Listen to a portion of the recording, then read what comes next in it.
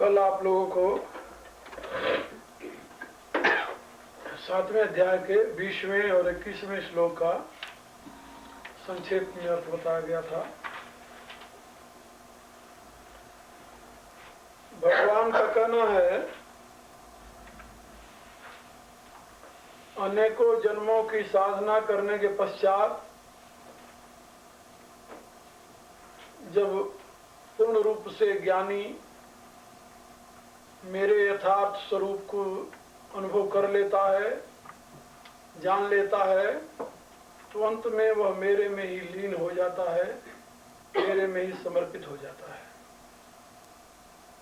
और उस समर्पित अवस्था में जब उसका व्यक्तिगत अस्तित्व नहीं रह जाता, तब वह अनुभव करता है कि सर्व रूप में वासुदेव परमात्मा ही विद्यमान है, उसके सिवा और किसी की सत्ता नहीं है। जो ज्ञानी इस प्रकार का अनुभव कर लेता है कि सर्व रूप में परमात्मा ही विद्यमान है, परमात्मा की ही सत्ता है, दूसरे की नहीं है, ऐसा ज्ञानी संसार में दुर्लभ है। वासुदेव सर्वमिति स महात्मा सुदर्शन। इस उच्चतम अवस्था को प्राप्त करने की कोशिश न करके जन सामान्य उस परमात्मा से विमुख होकर अनेक प्रकार के देवताओं की शरण में क्यों जाता है, अनेक प्रकार के पीर पैगंबरों को क्यों पूजता है, अनेक प्रकार के कामनाओं से प्रेरित हो इधर उधर क्यों भटकता है। इसके विषय में प्रभु ने बताया कि इसमें उसका दोष नहीं है। प्रत्येक व्यक्ति अपने स्वभाव से प्रेरित हो, अपने प्रकृति से प्रेरित हो, according to his own state of mind, he wants something and fulfilling that want he worships some deity or some other gods। ऐसा क्यों करता है? तो उसमें उन्होंने कहा कि इसमें उसकी प्रकृति, स्टेट ऑफ माइंड ही उसका उसमें कारण है। इसीलिए सनातन धर्म में मैंने बताया था कि अनेक प्रकार के छोटे लेवल से लेकर के विकास तक, पूर्ण विकास की अवस्था तक के लिए पूजा की विधियां बनाई गई। 3 प्रकार की। तामसिक वृत्ति वाले तमोगुणी देव की पूजा करते हैं, राजसिक वृत्ति वाले रजोगुणी देव की पूजा करते हैं, और सात्विक वृत्ति वाले सतोगुणी देव की पूजा करते हैं। ये भगवान ने 17वें अध्याय में इसकी बात, इसके विषय में बताया है। यजन्ते सात्विका देवा एक रक्षांसि राजसा प्रेतान भूत गणाश्चन्य यजन्ते तामसाजना। जो तमोगुणी के लोग हैं वो भूत प्रेत आदि की आराधना करते हैं, जो रजोगुणी के लोग हैं वो यक्ष आदि की आराधना करते हैं, सतोगुणी के जो लोग हैं वो देवताओं की आराधना करते हैं। लेकिन जो गुणातीत हैं, भक्त हैं, जो प्रभु के सिवा और किसी को स्वीकार नहीं करते, वो प्रभु की आराधना करते हैं, जो समस्त देवताओं का देव है। तो महाभारत में बताया भीष्म पितामह ने कि जैसे हर एक नदियां उसी समुद्र में गिरती हैं जाकर के, इसी प्रकार से यदि एक वासुदेव को ही नमस्कार कर ले तो सारे देवताओं को हो जाता है। इसलिए वासुदेव ही सबका मूल है, वही परब्रह्म परमात्मा हमारा आराध्य है। सनातन धर्म में आराध्य तो ब्रह्म है, जैसा कि मैं पहले कई बार बता चुका हूं, और अनेक रूपों में उसी ब्रह्म की अभिव्यक्ति है। लेकिन इस यथार्थ को न अनुभव करने के नाते अपने चित्त की अवस्था अनुसार लोग कामना से प्रेरित होकर भिन्न भिन्न देवताओं की आराधना करते हैं। तो भगवान कहते हैं उसमें उनका दोष नहीं है। वो प्रकृत्यान्यता स्वया प्रकृत्यान्यता, अपने प्रकृति के द्वारा प्रेरित होकर के तै कामयः उन कामनाओं से युक्त होकर और कामनाओं के द्वारा हरे हुए ज्ञान वाले, जिसके ज्ञान को उनकी कामनाओं ने हर लिया है। तुलसीदास जी ने अपनी रामायण में लिखा है, आरत के चित रहे न चेतु। जब व्यक्ति आर्त हो जाता है ना, तो उसको ज्ञान नहीं रहता, समझ नहीं रहती उसको, तो फिर कहे अपनी हेतु वो अपनी ही बात बार बार करता है।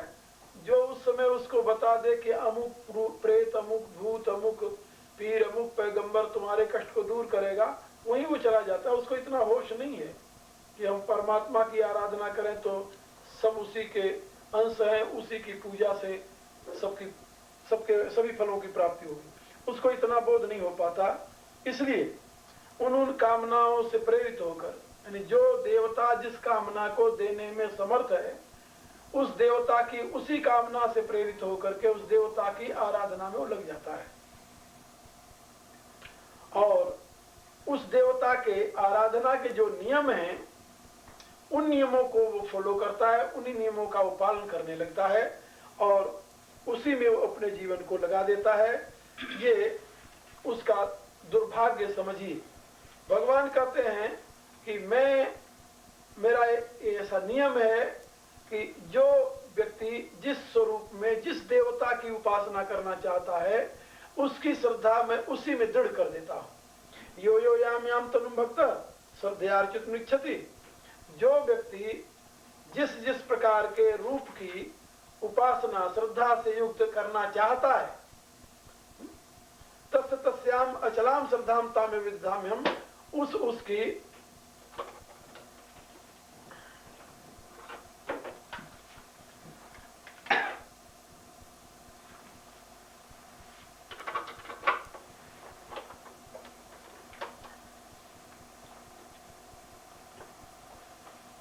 तो भगवान कहते हैं कि उसकी श्रद्धा मैं उन्हीं देवताओं में दृढ़ कर देता हूं, क्योंकि जहां पर वो है वहीं से वो भगवान की उपासना कर सकता है, यानी अपने देवता का चयन कर सकता है और जिस प्रकार की उसकी कामना है उसी प्रकार से उसकी वृत्ति बनेगी। तो जो जिस प्रकार के स्वरूप की उपासना करना चाहता है भक्ति पूर्वक कामना से प्रेरित होकर, इसको सकाम भक्ति कहते हैं, उसकी श्रद्धा मैं उसी प्रकार के रूप में उसी देवता में दृढ़ कर देता हूं। ये भगवान कहते हैं मेरा नियम है।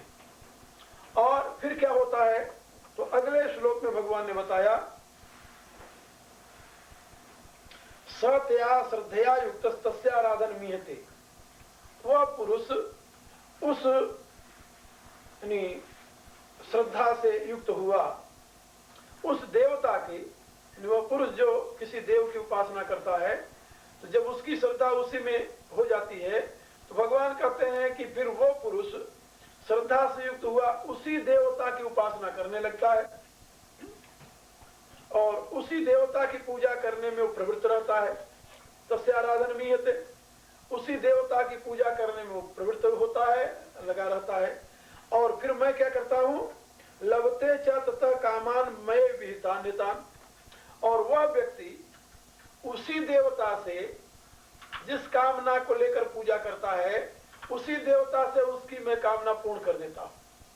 करता मैं हूँ, मयैव विहिता नितान तान मयैव विहिता, मेरे द्वारा ही वो निश्चित हुआ होता है और उसको मैं उसी में लगा करके उसकी श्रद्धा से उसकी कामना पूरी करा देता हूँ। जो व्यक्ति श्रद्धा से युक्त होकर देवता के जिस स्वरूप को पूजना चाहता है, पूजने की इच्छा करता है, भगवान उसी में उसकी श्रद्धा दृढ़ कर देते हैं। फिर वह मनुष्य श्रद्धा युक्त होकर के उसी देवता को पूजते हुए भगवान के द्वारा निश्चित किए हुए विधान से वह अपनी कामना को प्राप्त कर लेता है। और कामना जब प्राप्त हो जाती है तो वह उसी में और दृढ़ भाव रख लेता है। जैसे आजकल आप लोग देख रहे हो, कल भी मैंने बताया था, अनेकों देवी देवता रोज पैदा होते रहते हैं, अनेकों भगवान रोज जन्मते रहते हैं और ऐसा नहीं कि उनसे किसी को लाभ नहीं होता। जो व्यक्ति अपने चित्त की अवस्था अनुसार उनमें श्रद्धा करता है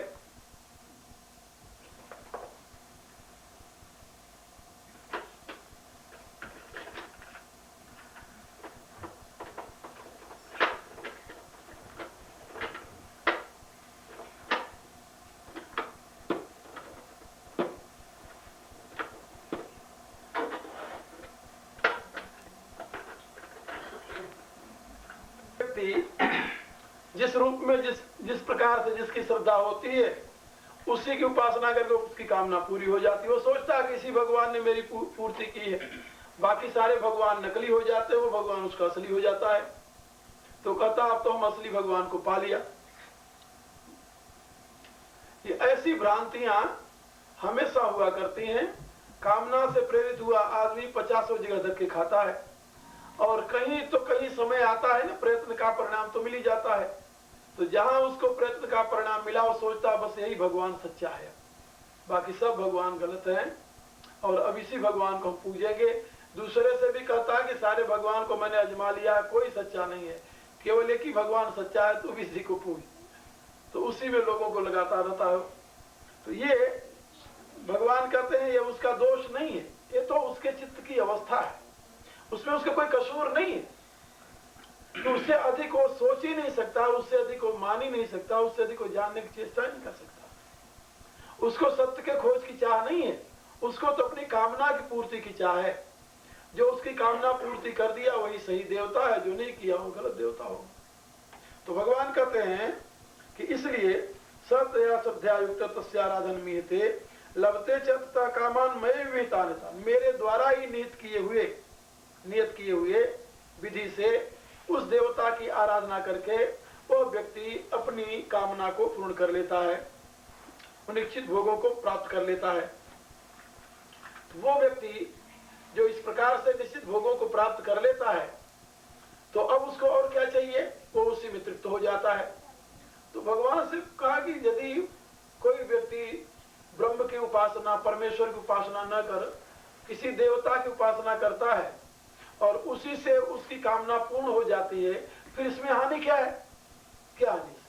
उसी की पूजा करता रहे। तो भगवान कहते नहीं नहीं, हानि तो कुछ नहीं है। हानि तो उस अज्ञानी की केवल यही है कि अंतवत्तु फलम तेषां भोक्त तद्भोक्तव्यमेधसा, उस तुच्छ बुद्धि वाले की स्थिति ये होती है कि वो सारा प्रयत्न करके थोड़ा सा फल पाता है। मेहनत उसने की, फल उसको बहुत थोड़ा सा मिला। तुलसीदास जी ने लिखा है कि नए नए देव अनुभवे देह गेह बसी, परखे प्रपंची पाप परत उघरिसो, स्वार्थ के साथी सब हाथी स्वान लेवा देई, काहू कुन पीर रघुवीर दीन जन की। एक पद में उन्होंने कहा है, उन्होंने कहा कि दुनिया में जितने देवता हैं, सुर स्वार्थी अनीश अलायक नेक दयाचित नाही, जितने देवता हैं ये कोई दयालु नहीं है, इनके चित्त में कोई दया नहीं है और ये स्वयं स्वार्थी है। और कैसे स्वार्थी हैं? तो उन्होंने कहा कि स्वार्थ के साथी सब हाथी स्वान लेवा दे, लेते हाथी है देते कुत्ता है। देवता ऐसे हैं कि उनका ये स्वभाव है कि लेंगे आपसे हाथी, बदले में देंगे कुत्ता। हाथी स्वान लेवा दे, काहू कौन पीर रघुवीर दीन जन की, किसी दीन के ऊपर दया करना उनका स्वभाव नहीं है। ये जितने देवता लोग हैं ये सब इतने स्वार्थी हैं। तो हाथी स्वान लेवा दे का अभिप्राय, लेते हैं तो बहुमूल्य अपना जीवन, अपना समय, अपना श्वास हम समर्पित कर रहे हैं उनके बदले में उनको, और वो उसके बदले में देते क्या है? विषय भोग। तो विषय तो नाशवान है, आज है कल नहीं रहेगा। तो लेते हैं हाथी ऐसा मूल्यवान हमारा प्राण, शक्ति, श्रद्धा, और बदले में देते हैं विषय भोग, वो भी तुच्छ, वो भी पूरा नहीं। तो इसलिए स्वार्थ के साथी सब हाथी स्वान लेवा देई, काहू तोन पीर रघुवीर दीन जन की। दुनिया में और कोई देवता ऐसा नहीं है जिसको कि दीन दुखियों की कोई खबर हो या पीड़ा हो, दुख हो, उससे उनका कोई मतलब नहीं। आप यज्ञ कीजिए, अमुक देवता की, इंद्र देवता की यज्ञ कीजिए, तो इंद्र देवता खुश होकर के आपको ये धन दे देंगे। वरुण देवता की उपासना कीजिए तो वरुण देवता खुश होकर के आपको ये दे देंगे। इसी प्रकार जितने देवता हैं, हर एक देवता खुश होकर के अपनी शक्ति के अनुसार आपको फल देगा। यदि आप उसकी उपासना करें तो, उपासना नहीं किए तो क्या हुआ? फिर उल्टा मामला हो जाएगा।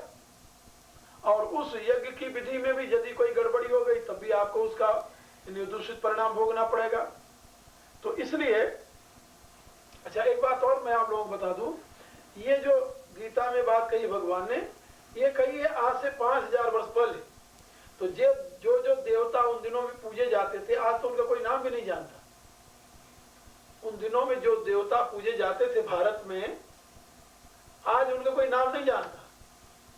नाम सुनते हैं, इंद्र देवता थे, बस ठीक है। इंद्र थे, वरुण थे, यम थे, अश्विनव थे, बड़े देवता थे। और इन सारे देवताओं की लिस्ट है पूरी यजुर्वेद में। हाँ, तो वो इतने देवताओं की लिस्ट है पूरी। तो इन सारी देवताओं की पूजा होती थी। लोग यज्ञ करते थे देवताओं के नाम पर, भिन्न भिन्न प्रकार के यज्ञ करते थे, और उन यज्ञों को करके उन देवताओं से अपने चाहे फल मांगते थे। ये प्रक्रिया प्राचीन काल में थी। आजकल तो भारत में कोई बहुत देवता नहीं पूजे जाते। आजकल तो कौन देवता पूजा जाता है? अब वो तो देवता कोई है नहीं, भगवान पूजा होती है। अधिकांश भारत में लोग जब से ये वैष्णव संप्रदाय प्रकट हुआ और शैव संप्रदाय, तब से इसने सारे देवताओं के पूजा को समाप्त कर दिया।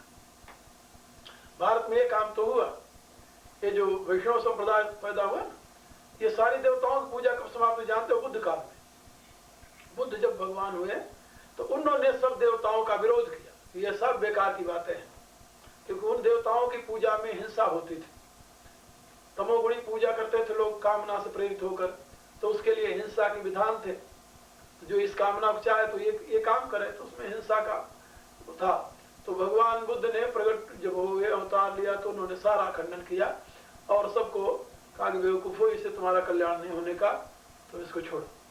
तो वहां से कुछ कमजोर पड़ी थी। बाद में जब वैष्णवाचार्य हुए और आचार्य शंकर हुए, तो आचार्य शंकर ने ब्रह्म की उपासना का संदेश दिया लोगों को। बाद में वैष्णवाचार्य हुए तो उन्होंने ब्रह्म के, भगवान शंकराचार्य जी ने तो पंचदेव उपासना का उपदेश दिया था। तो वहां पर पंचदेव उपासना प्रचलित थी, यानी विष्णु, शिव, दुर्गा, गणेश और सूर्य। ये पंचदेव उपासना सनातन धर्म की बहुत पुरानी प्रक्रिया है। और इन पंचदेवों की उपासना जो थी वो एक ब्रह्म की उपासना थी। और इसमें भगवान ने कहा है, शैवा सौराष्ट्र गणेशा वैष्णवा शक्ति पूजिका मामेव प्राप्तवंती है वर्षाम सागरम यथा। तो इनकी उपासना करने वाले मेरे को ही प्राप्त होते हैं। ये पांचों की उपासना परमात्मा की उपासना है, नाम रूप अस्थि भांति प्रिय नाम रूप की। खैर, लेकिन बाद में जब वैष्णवाचार्य हुए तो उन्होंने भगवान विष्णु की उपासना का ही विशेष करके जोर दिया और कहा कि सारी उपासना उसी में हो जाती है।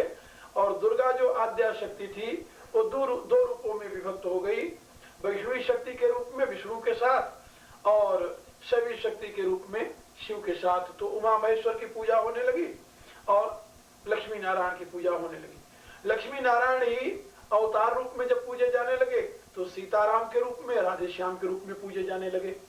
तो राधे श्याम सीताराम तो विष्णु के ही अवतार है, तो ये भी पूजा विष्णु की है, नारायण की पूजा है। तो नारायण के ही अवतार है, इसलिए नारायण ही प्रधान देव हुए। और नारायण और शिव यही दो देव की पूजा प्रचलित हुई भारत में, और दोनों ही ब्रह्म की साकार अभिव्यक्तियां हैं। और उसमें भी विशेष करके यानी भक्तों ने शिव और नारायण को समान रूप से स्थान दिया और दोनों की समान रूप से पूजा हुई। दुर्गा की स्वतंत्र पूजा भी होती है, या कभी शिव के साथ, कभी विष्णु के साथ, नारायण के साथ वो महालक्ष्मी और भगवती के रूप में, महादुर्गा के रूप में होती है। तो वो सारा का सारा समिट गया। यानी वो जो देवताओं की पूजा होती थी वो खत्म हो गया और भगवान के विभिन्न रूपों की पूजा होने लगी। ये अंतर पड़ा। तो इसलिए ये जब कहा है भगवान ने, उस समय भिन्न भिन्न देवताओं को पूजने वाले भिन्न भिन्न रूप से पूजते हैं, ये उस समय की है जब बहुत से देवता पूजे जाते थे। वो देवता, वो भी ब्रह्म के अभिव्यक्तियां थी, इसमें कोई संदेह नहीं, परमात्मा की अभिव्यक्तियां वो भी थी। लेकिन वो परमात्मा की अभिव्यक्तियां होते हुए परमात्मा भाव से नहीं पूजे जाते थे। वहां पर कामना से प्रेरित होकर के उन देवताओं की पूजा होती थी परमात्मा भाव से। जैसे राम की पूजा परमात्मा भाव से होती, ब्रह्म भाव से होती, कृष्ण को ब्रह्म भाव से पूजते हैं, शिव को ब्रह्म भाव से पूजते हैं, दुर्गा ब्राह्मी शक्ति के रूप में पूजी जाती है। तो इस प्रकार की उस समय भावना नहीं थी। उस समय अमुक देवता की पूजा करो तो ये देगा, अमुक देवता की पूजा करो तो ये देगा, इस प्रकार की प्रक्रिया थी। और उसी से प्रेरित होकर के लोग पूजा करते थे तभी मिलता था क्योंकि भगवान ने चौथे अध्याय में कहा है क्षिप्रम ही मानुषे लोके सिद्धिर्भवत कर्मजा। वो कहते हैं कि इस मनुष्य लोक में ऐसा ईश्वरीय विधान है कि कर्मजा क्षिप्रम ही सिद्धि होती, कर्म के द्वारा तुम तुरंत सिद्धि प्राप्त कर लोगे, इसमें कोई संदेह नहीं। पिछले युगों की तरह यह नहीं है अन्य लोगों की तरह कि आज कर्म करो तो बाद में कभी उसका फल मिलेगा, कहते नहीं, क्षिप्रम ही मानुषे लोके सिद्धिर्भवत कर्मजा। ये मनुष्य लोक में जो तुम करो तुरंत उसका फल मिलने लगता है, उसमें विलंब नहीं होता, उसमें वेट करने की जरूरत नहीं, प्रतीक्षा नहीं करनी पड़ती। तो ये भगवान का कथन है। तो यहाँ पर भगवान ने जो अन्य देवताओं की पूजा की बात कही और उसके फल को तो बता दिया कि वो अपने इच्छित भोगों को प्राप्त कर लेते हैं, लेकिन कमी क्या होती है, अंतवत्तु फलम तेषाम तद्भवत अल्पमेधसाम, उन बुद्धिहीनों की, अल्पमेधसाम माने थोड़ी बुद्धि वाले, ऐसे तुच्छ बुद्धि वालों के परिश्रम का परिणाम बहुत थोड़ा सा होता है। वही परिश्रम यदि वो परमात्मा के नाम पर करें तो उनको अखंड अनंत फल मिलेगा। वही परिश्रम दूसरा नहीं करना है, केवल अपने भाव को परिवर्तित करना है। जिस परिश्रम को करके उन्होंने कोई भोग पाया, उसका नाशवान पदार्थ उनको मिला, यदि उतना ही भाव से परमात्मा की उपासना करें तो वो पदार्थ तो मिलेगा ही, साथ में उनका परम कल्याण भी होगा। भगवान की उपासना करने वालों को दोहरा लाभ होता है, संसार का वैभव भी मिलता है और तुलसीदास जी ने लिखा सुर दुर्लभ सुख करी जगमाही अंतकाल रघुपतपुर जाई। देवताओं को जो दुर्लभ सुख है ऐसा सुख अपने जीवन में प्राप्त करते हैं और मरने के बाद वो परमात्मा को प्राप्त हो जाते हैं, वैकुंठ को प्राप्त करते हैं, तो डबल लाभ होता है। लेकिन भगवान कहते हैं कि वो इसलिए मेरी उपासना नहीं करता डायरेक्ट क्योंकि वो अल्पमेधसाम, अल्प बुद्धि वाला है, उसकी उतनी समझ है, उससे ज्यादा समझ नहीं है, इसलिए उतनी समझ की बात करता है। एक बार एक जगह मैं सत्संग कर रहा था तो वहां आजकल भारत में एक भक्ति चली है, भक्ति मार्ग चला है, तो अपने आप को दीन से दीन भगवान के सामने व्यक्त करने की लोगों की वृत्ति है ऐसे।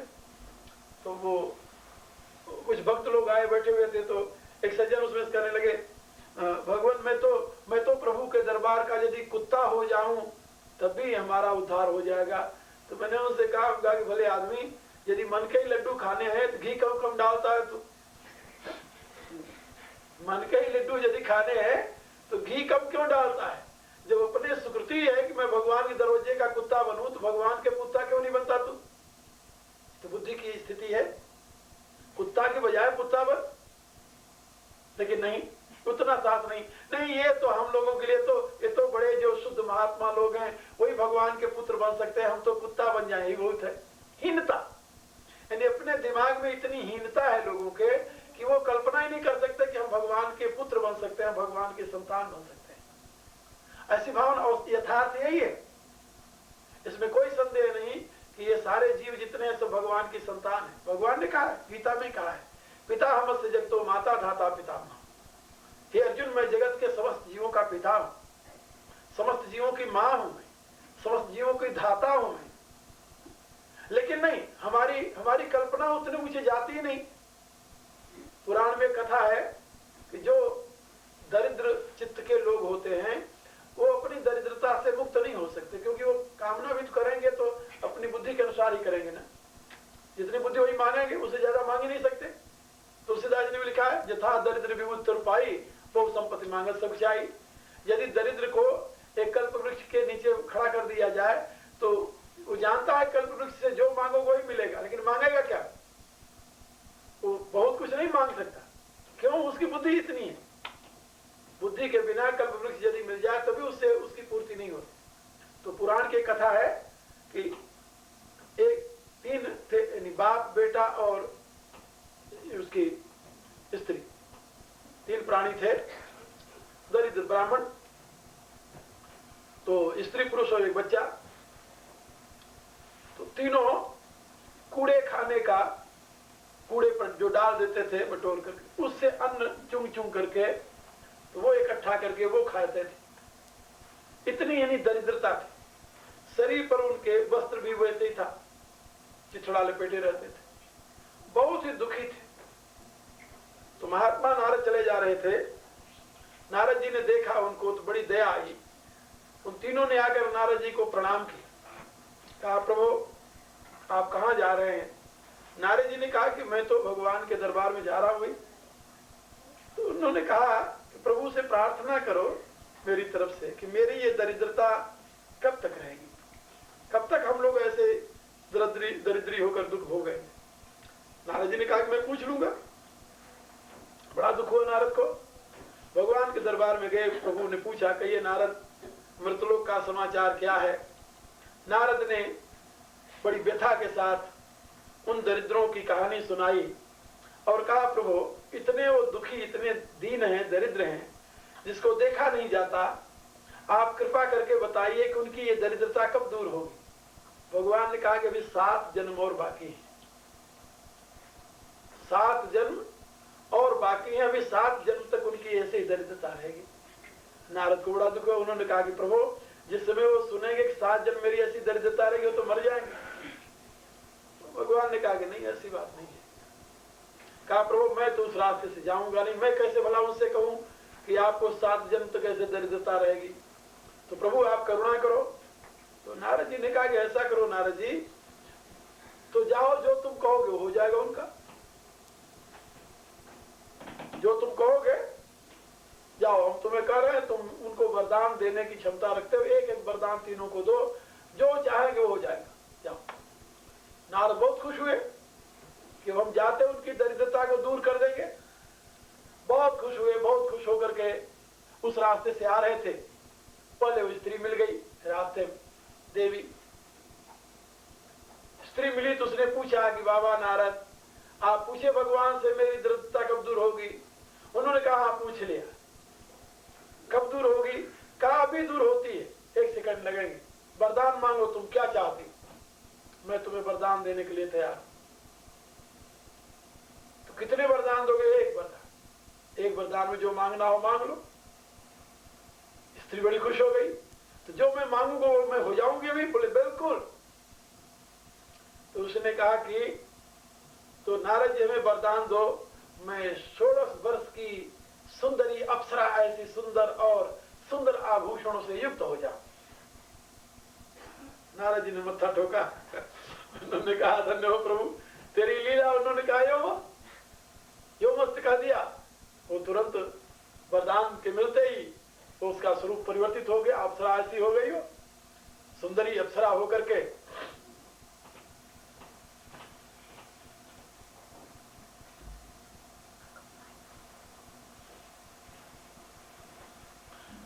तो सुंदरी अप्सरा हो गई हो। और इतने में वो चली गई। अब आगे गए नारद जी तो लड़का मिला। तो लड़का जब मिला तो लड़के ने पूछा दौड़ करके कि नारद जी मिलाए, भगवान से प्रार्थना की? बोले हाँ बेटे कर लिया है। कहा तो भगवान ने क्या कहा हमारी दरिद्रता कब दूर होगी? अरे कहा अब तुम वरदान मांगो भी तुम्हारी दरिद्रता दूर हो जाती है। कहा तो मेरे माँ बाप कोई मिले थे? बोले हाँ। कौन मिला था? मेरी माँ। कहा तुम्हारी माँ मिली थी। कहा मेरी माँ ने क्या वरदान मांगा? संयोग देखिए, नारद जी कहते हैं कि उसने तो वरदान मांगा कि मैं 16 वर्ष की सुंदरी अप्सरा हो जाऊं और दिव्य वस्त्राभूषणों से युक्त हो जाऊं। कहा फिर क्या हुआ? कहा वो हो गई। कहा फिर क्या हुआ? कहा वो चली गई। फिर तो वो मुझे छोड़कर चली गई। बोले हाँ ऐसे हुआ। तो कहाँ गई वो? कहा वो तो दिव्य हो गई, कहीं गई होगी, हमें क्या पता कहाँ गई। तुम अपने लिए जो वरदान चाहते हो मांग लो। वो कहता है कि नहीं नारद जी वो मेरी माँ नहीं है, वो मेरी माँ नहीं है,